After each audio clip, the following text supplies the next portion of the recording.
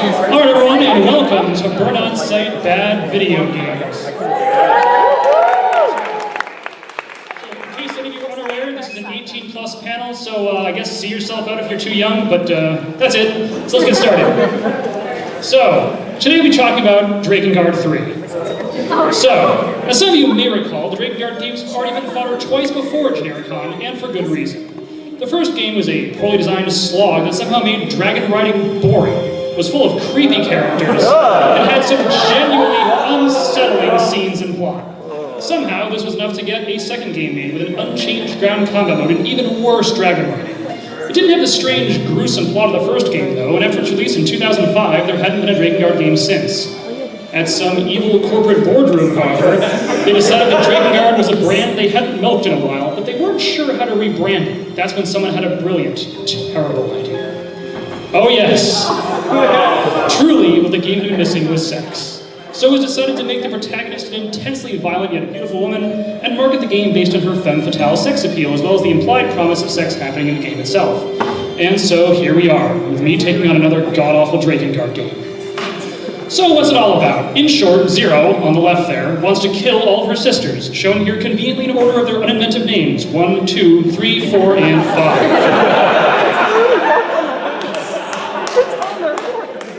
Actually, there's something a little off about Zero in this picture. What, is that a flower growing out of her eye? What did that happen? That's not in the shot of her from the prologue. Can we get a better look at that? Well, just look at that. That is just the stupidest thing. Like, during the boardroom meeting, were they just not sure how to distinguish her character design, and some guy just threw out this idea, and everyone else just kind of nervously shuffled around in their chairs because no one wanted to tell them how dumb it was, and now we're here? That's pretty much all I can imagine happening. Ugh. Anyway, back to the rest of Zero.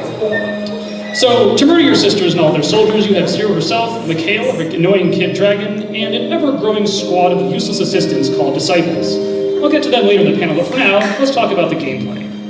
Gameplay is pretty poor. The camera controls are wonky and zoomed in, you fight endless waves of interchangeable dudes, and you are always hammering the same 2 buttons. See, there's 4 different weapon types in the game, but every one of the game's 62 weapons features some combination of square and triangle for attack. It also hurts that there aren't a lot of options for enemies. You will see these same enemy type with different colors or extra armor or whatever hundreds, if not thousands of times. Even the characters start to notice and comment on it. Like this here. To the degree that the game thinks it's more or less a running joke. For example, what is Zero's weakness, as Decadus asks here? Well, I have the same weakness I have, being bored to death from fighting the Cerberus for the 20th time. Further making this game a miserable slog is that every weapon can be upgraded 3 times, with each upgrade requiring a large sum of money and rare upgrade materials, which can be found or bought for even more money. This means grinding level after level for cash. Drakengard's primary means of getting cash is picking up useless-sounding items from enemies in that lazy design standby crates. So after getting all these collectibles, including some really unsavory ones, honestly, at the end of every level, to reward you for your efforts, let me turn the volume up on this one, you get to sit through this. I want to note that it's not like any of these items are special. There's no crafting or anything in this game. You just sit. You're watching and list every stupid thing you've picked up off the ground. That's enough of that. Then there's the brain-dead AI in the game. I'll show you 2 of my favorite examples. First is the targeting on the AI. So let's watch these 2 soldiers try to take me down. You're kind of stuck there, buddy.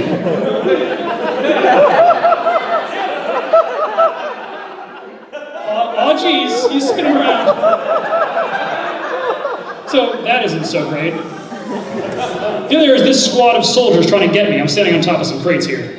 Come on, guys, you can do it. I believe in you. Yeah, just keep doing your thing, man. No, they can't jump, if anyone's wondering. They'll sit there checking those boxes forever.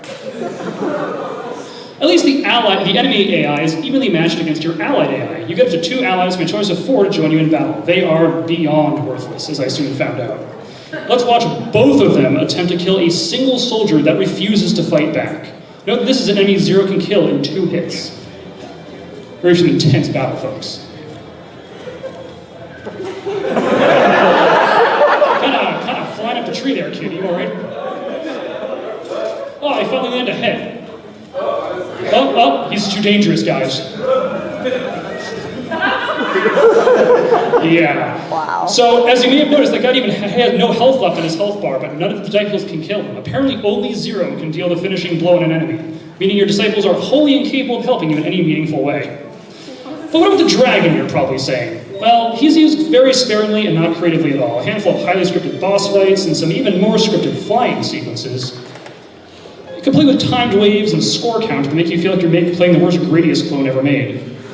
Once, exactly once, the game will have the kind of experience you would have expected. Flying around, terrorizing groups of soldiers, landing to use fire breath, dodging cannon shot while flying around. After that taste of what could have been, there was never another sequence like it.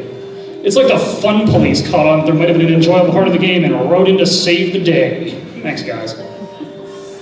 Another annoyance is that the enemies in the game are constantly talking. The problem is that the audio doesn't actually emanate from the enemy soldiers, but is simply scripted to start playing at certain points. Meanwhile, Zero and company talk according to their own script, and it's clear that the people responsible for programming these two sets of audio never spoke to each other, as audio streams are constantly playing over each other. You put it all together, and combat ends up being a complete mess as you churn your way through tons of enemies with people constantly talking, items being collected, and blood effects all over the camera. That's how we end up in a scene like this one. Let's watch a battle. No offense, but if I'm gonna get help, I'm gonna get it. So you can hear all the soldiers yelling in the background.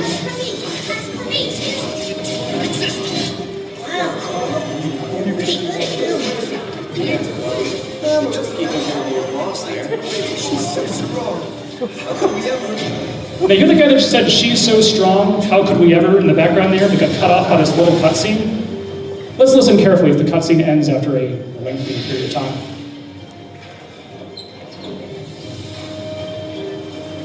She's so strong. How could we ever? All men, sound off! Yes, sir!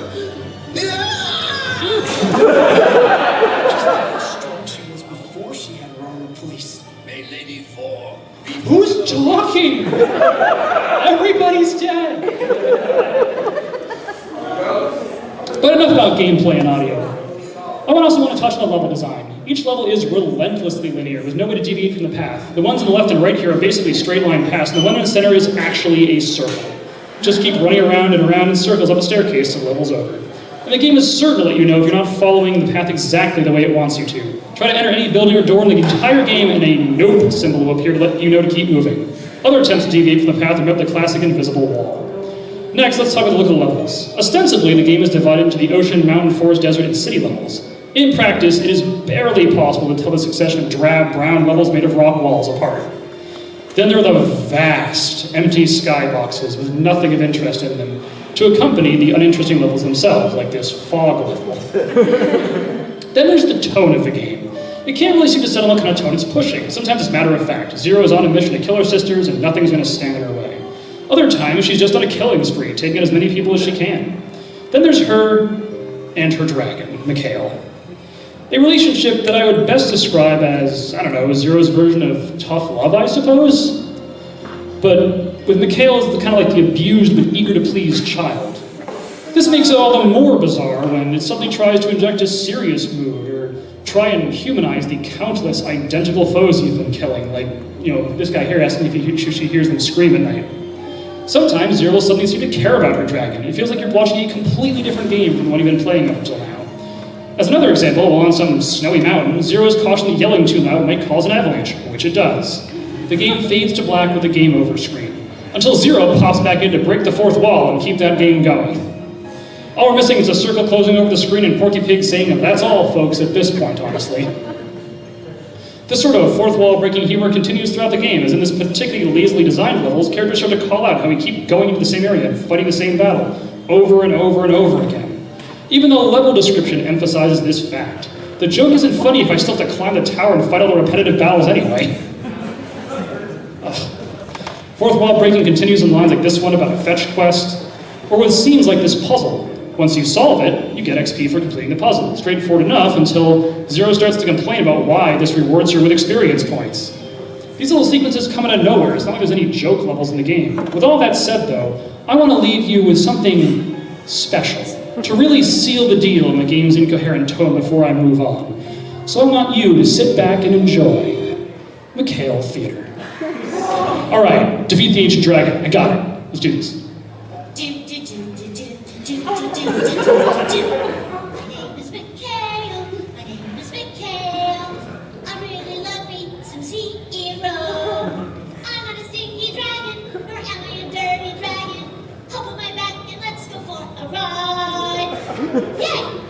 Now can we fight the dragon?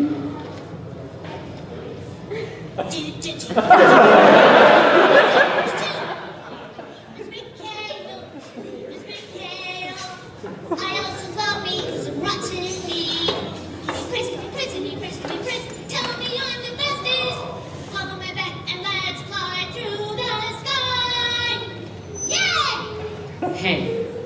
Huh? There better not be a third verse. What? Sing again and I'll kill you. Fine.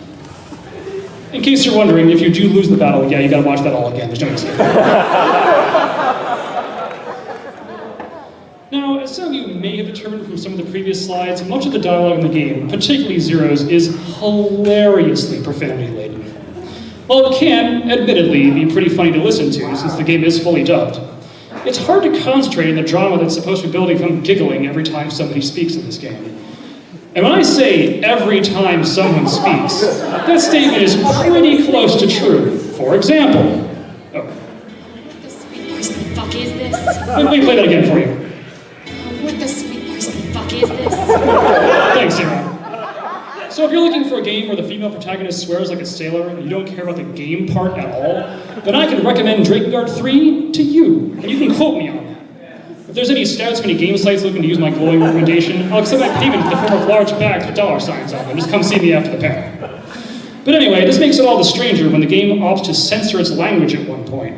While I'm sure it's intended as a joke, it falls a little flat. What could you possibly be holding back? The same thing happens to the video at some point as Dito's kicking that corpse, and wait, what is even going on here? I'm not sure what these are supposed to be, but maybe actually be the most unsettling thing with the game up to this point. Like, are they spiders, or do they even have a body? How would you... You know what? It doesn't matter. Let's move on. Anyway, a big part of the game's marketing, as I mentioned, was sex. The game spends a lot of time having characters talk about sex, and indeed seems to define all of its characters this way. Let's have a look. The first example we get is Dito. He's a sadist and greatly enjoys the killing and maiming of enemies, and inflicting suffering any way he can. He is, in short, pretty messed up. But there's nothing else really interesting about him. Then there's Decadus, who, predictably given Dito's sadism, is a masochist. He enjoys being injured, thinking about being injured, and trying to get Zero to injure him. If there's one quote that sums him up, it would be this. He's always eagerly imagining the things Zero's, or Zero's enemies, could do to him, to the point that the other disciples constantly make fun of him for it. He enjoys being made fun of too. After running through both S and M, the game's creators were completely out of ideas for other sexual fetishes. They decided that Octave here would just be sex crazy and have a giant penis. This quote just about sums up his whole character. Unlike the other two, in which the sexual aspects of their fetishes are largely implied, with Octa they decided to be much more explicit. Honestly, it can get rather tiring after a while. Since the only defining characteristic of Octa, though, they never let the joke die. And I mean, never let it die. Ever.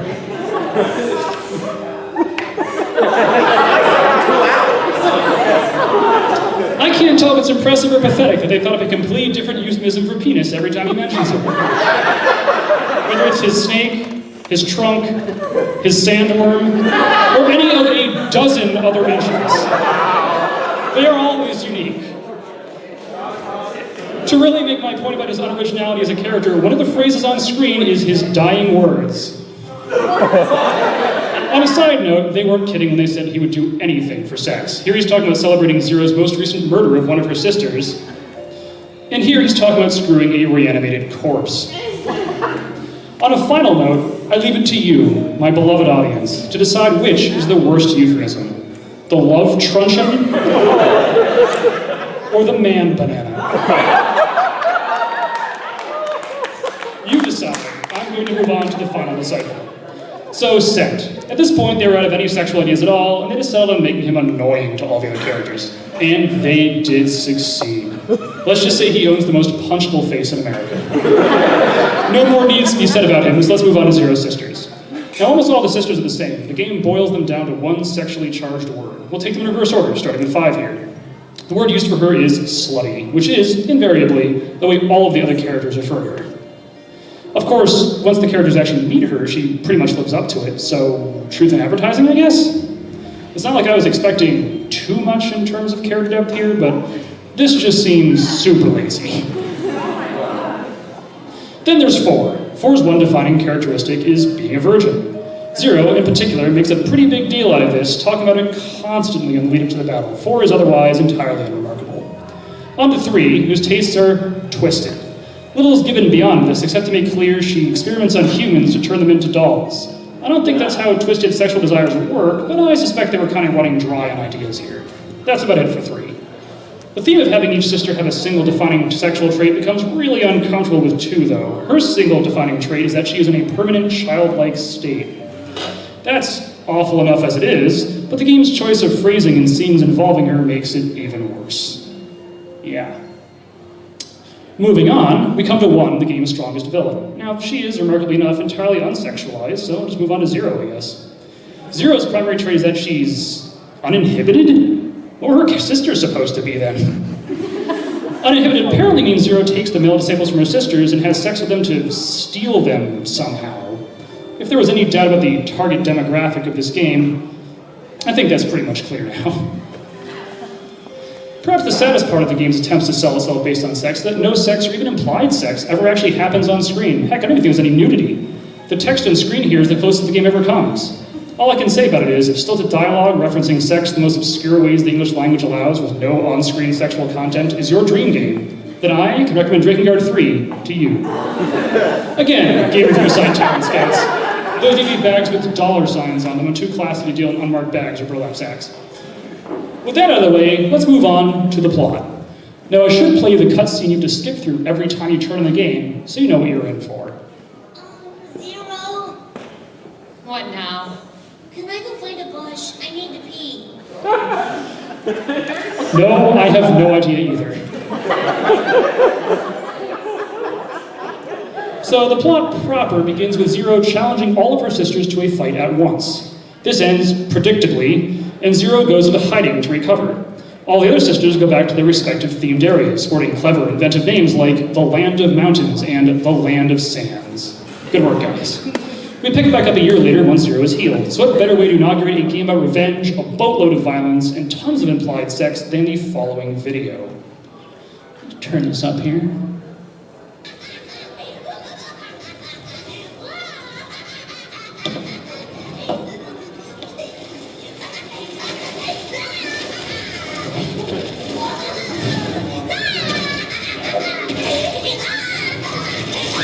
God, he's annoying.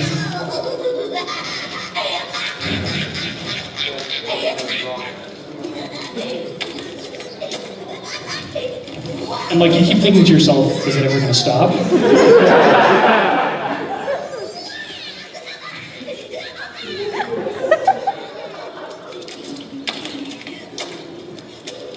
Knock it off! How many times have I told you? Don't roll around in the fucking mud!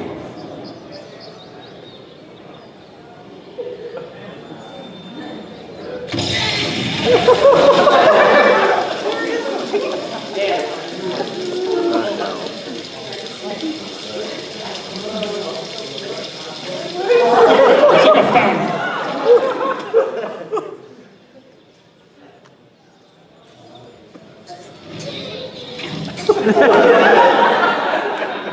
Again, I don't have any idea why. But yes, that's the first thing that happens upon leaving your house. Once you take off running, you almost immediately run into the soldiers that have been searching for you for a solid year. No transitions, no loading a new area. I timed it. It took 50 seconds of running to hit them. Along with a landing craft and, no joke, a battleship, all of whom were waiting in case you showed up, I guess, but couldn't find you. From there, it's a fairly generic progression till the end of the game. Go to an area, kill everything in the linear path to the end, repeat till you get to and kill a sister, and then move on to the next area. Why does 4 have a long row of doors? It's backwards, like they reversed it so you could see it in a mirror, I guess. Despite all the talk between 0 and her disciples, you have no idea why 0 has that flower, why she wants revenge, why she is a dragon, or really anything at all. You just mindlessly kill enemies for hours with no idea why. Then the game suddenly starts absolutely bombarding you with new stuff a mere hour before the end of the game. The first indication there's something more to the generic plot up until now is the following scene as you all show up at one's fortress. Let me just roll that there. I'm giving you your old forms back.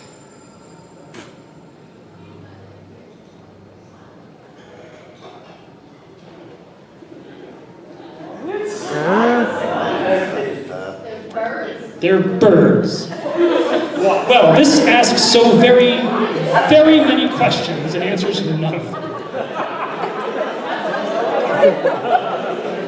Like, your disciples are and always have been birds. Your sisters somehow created them, yet rely on them to summon their most powerful creatures. Those birds inexplicably have incredibly messed up human sex drives. I feel like we suddenly got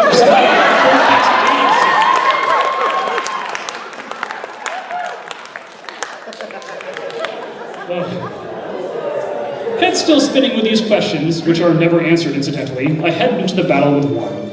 Long story short, you kill one of your dragon, and your dragon gets killed, leaving only Zero. Everything is wrapped up, and I can hear the sweet sound of the credits rolling. Then Zero is suddenly stabbed by one's brother that she created like a disciple, but didn't turn into a bird like the others when one died? Then Zero dies, apparently for real this time. This is the last shot before we do, indeed, cut to credits. So, like an idiot, I sat through the credits to see if there was anything more. And there was, to my eternal unhappiness. We cut back to the brother tottering off weakly, but soon even he staggers off, leading me to wonder what could possibly come next. Until a lady with the voice of the narrator steps into the frame, mutters something about a branch, and we fade to black. Oh, this doesn't look good.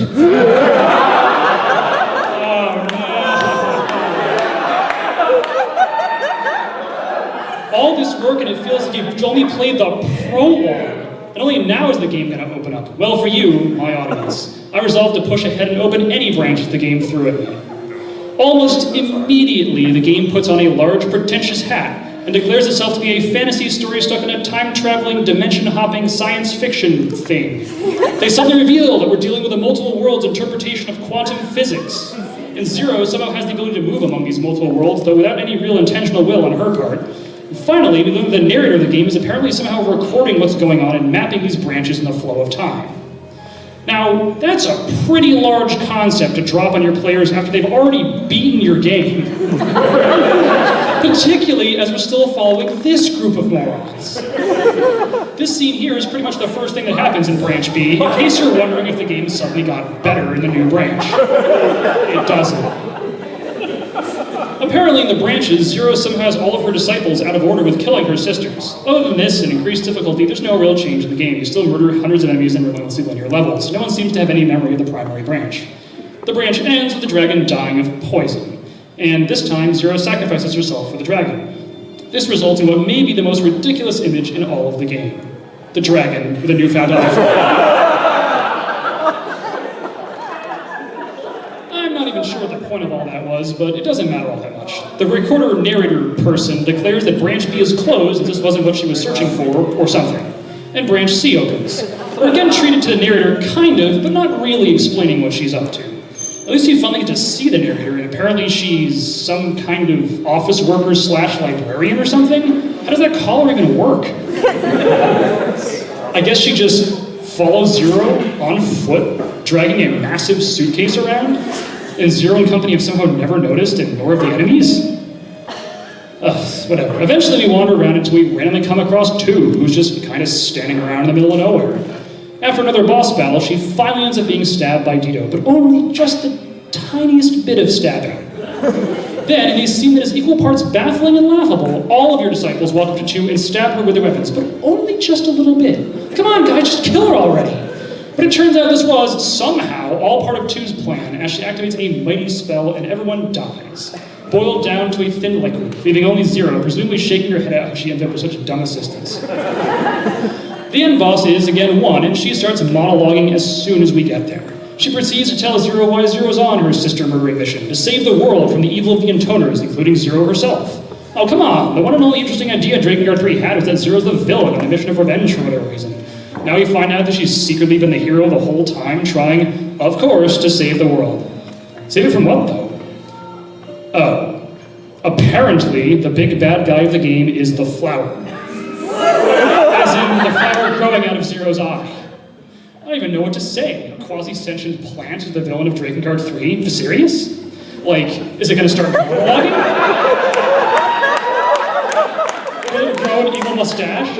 Will the final battle be rows of brave men and women wielding gardening trowels as Zero leads them with a sprayer full of herbicide? Sadly, one says no more and you fight and kill her, but your dragon once again dies like the idiot he is.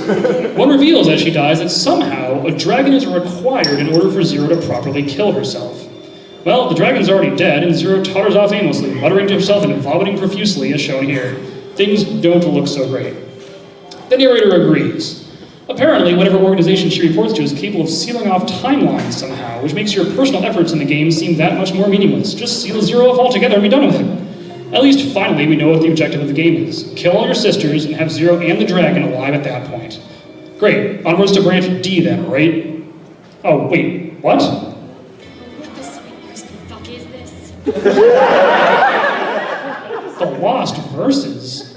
So, apparently, the narrator may have misplaced some of her recordings, and now we have to play through those instead of proceeding with the plot. I'm not sure what the point of this storytelling device is. Is this supposed to keep my interest? If so, it fails pretty hard, since it's keeping me from being done with this game. So part of the Lost Verses involves Zero going back to her hovel. Wait a minute, whoa, back up. Zero knows the narrator lady, Accord, personally? They've talked about the multiple worlds thing? I almost don't believe it. Yeah. Well, I guess that shut me up. So what could they possibly talk about? Apparently Zero's kind of aware of the branches, but can't really pick where she goes. Does Zero have any agency in the game at all, or is she just angrily murdering her way through everything that happens, oblivious to larger implications? I'm going with the violence one myself. Accord does, however, make it clear that her organization can snuff Zero out if things get too out of hand, making me wonder why they don't just solve all the problems in the game themselves. But with that, as well as several levels I'm skipping in the interest of time, we're out of the Lost Verses, and at long last, on to Branch D. Before we move on to the end of the game, for reals this time, I want to talk about Accord for a minute. We've learned that she's a time traveler, she can move through dimensions, and she works for a powerful organization that can end entire timelines if they have to in order to protect themselves. She's basically a dimensional time cop. I have a brief question for the game designers of the world. If you have a game that has a dimension-hopping, time-traveling cop in it, why am I not playing as that character? Why am I not playing as part of the organization sending dimension cops to places? Why is this game not called Enforcer Accord, Time Crisis in Multiple Dimensions? Or like, XCOM, Century Unknown. Oh wait, is it because of the one force more powerful than the dimension time cops? I bet it is. Game designers, don't let these guys ruin everyone's fun. Take the best, awesomest, most fun-sounding idea in your game and make it about that. Your game and gaming in general will be much better. Anyway, back to Branch D and my non-time cop character. Wait, what? What the sweet crispy fuck is this? As has become something of standard in the game, there's always something new waiting to screw you. In this case, you need to own every one of the game's 62 weapons in order to even start Branch D. I will spare you the details of the hours of grinding and pointless quests. I've got all the weapons, now we're ready to do this thing. Now, in case you're wondering, yes, there is a chart of the plot up until this point. Despite the branches, I'd like to stress that at no point did any of your actions in the game determine the outcome of any of these timelines. There's no choices to make that impact the ending, only your determination to push through the whole thing and finish the game. Anyway, at long last, we're gonna end this thing, right? The final battle awaits, Zero says. Or not. No, immediately after she says that, we go through a whole bunch of levels again, fight and kill your sisters again, and basically redo the whole sequence. Again. At long last, someone decides to ask Zero what the deal is with the flower. And since nothing in the game can be explained without putting unnecessary obstacles in your way, this is done via a sepia-toned flashback that is also an entire level, combat and all. So it turns out Zero's already dead. Okay, great. Possessed by the flower, which, for mustache-twirling reasons of its own, I guess, is going to destroy the world once it consumes her. Her sisters are clones of her the flower made when she tried to pull it out, and they each stole some of her power. Now that asks a whole lot of questions, like, why doesn't it just keep making more clones? How do they all get personalities? What if someone hits or cuts the flower in battle? Are we gonna have 10 sisters on our hands? No answers are ever given. Anyway, the flower can only be killed by a dragon or part of a dragon for reasons. So Zero got herself a dragon to kill her once she's taken out her sisters. And And that, ladies and gentlemen, is the kind of contortions this game had to go through to make sure you were still playing the hero and saving the world, even if on the surface Zero looks like the bad guy. Why, I ask you? Why do we go to this trouble? Do we somehow think players won't buy a game if they somehow have to be the bad guy? That the world always has to be saved and we have to be the ones doing it? Obviously, there's plenty of excellent games in which you either have to be the good guy, nor have to save the world. So it seems silly for Drakengard 3 to just go so far to adhere to this standard. Just have Zero be a mean, terrible person who wants all the cake in the world for herself or something. Alright, anyway, now that we know the details, it's time to slog through one last level. Immediately breaking the seriousness of the previous scene with the flower, however, is this cinematic as you drop into battle. My name is Zero, the original atop, and the immortal.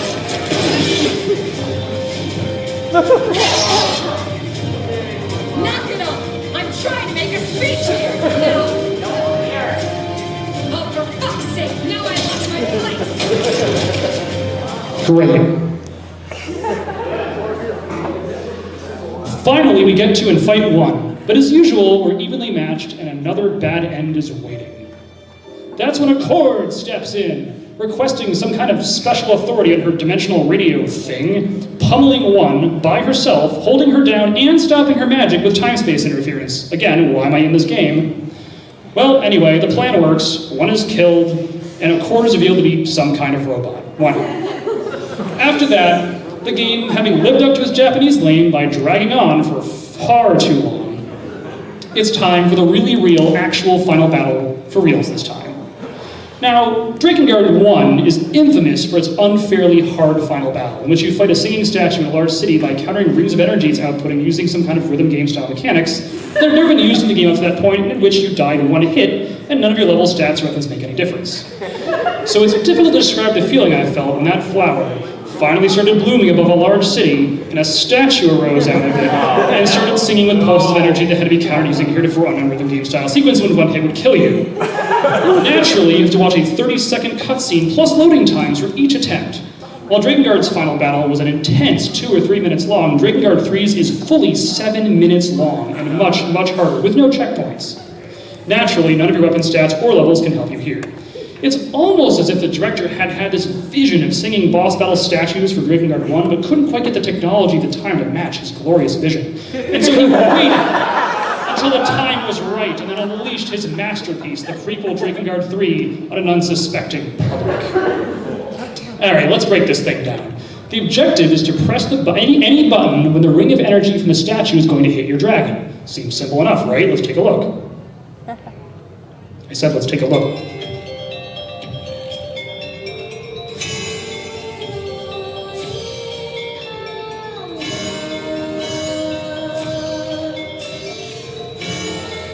Alright, it doesn't look that hard.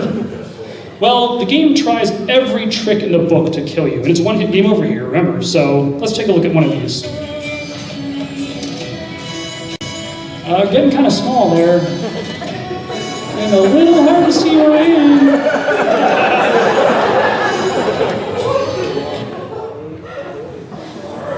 But that is child's play compared to the nonsense they pull later in the battle.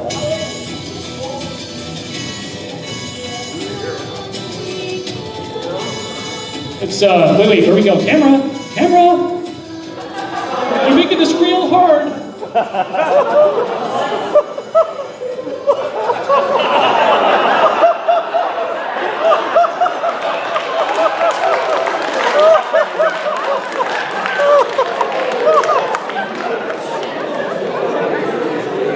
And then, as you finally wind down the battle, the game throws the final screw you at you. Let me turn the volume real high so you can listen to this. Let's watch the last bit. Alright, we're finally slowing down.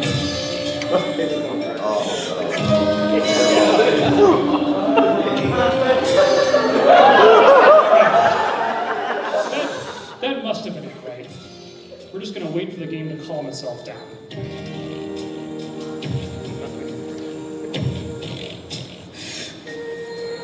Just gonna load the final cutscene any minute now. Yep.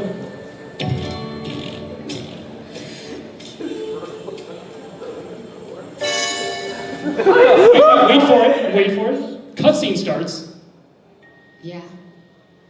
There. You had to hit it right there to hit the final one, or it'd be game over. Unbelievable. Like with zero context. So finally, the statue is destroyed, the world is saved, and Zero and all of her sisters are dead. It's time for your reward. And what is your reward for fighting this nigh impossible battle? Another Accord shows up.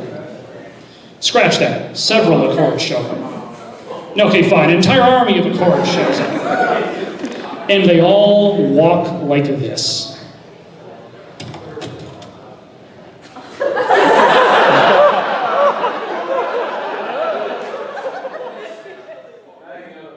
I have no idea. And so the game comes to a bizarre, unsatisfying, and, frankly, insulting end. Drakengard III, in conclusion, is a mundane, poorly constructed button masher with garbage AI, terrible level design, lackluster art assets, incoherent tone, and a plot bordering on insanity. It tries to sell itself on being sexual, yet it isn't sexy and doesn't have any sex in it. That, combined with the kidney punch that is the final battle, has made this one of the worst games I have ever played. And so, let me leave you with some words of wisdom from Mikhail. Women's gonna steal your jobs. Don't trust them. Thank you.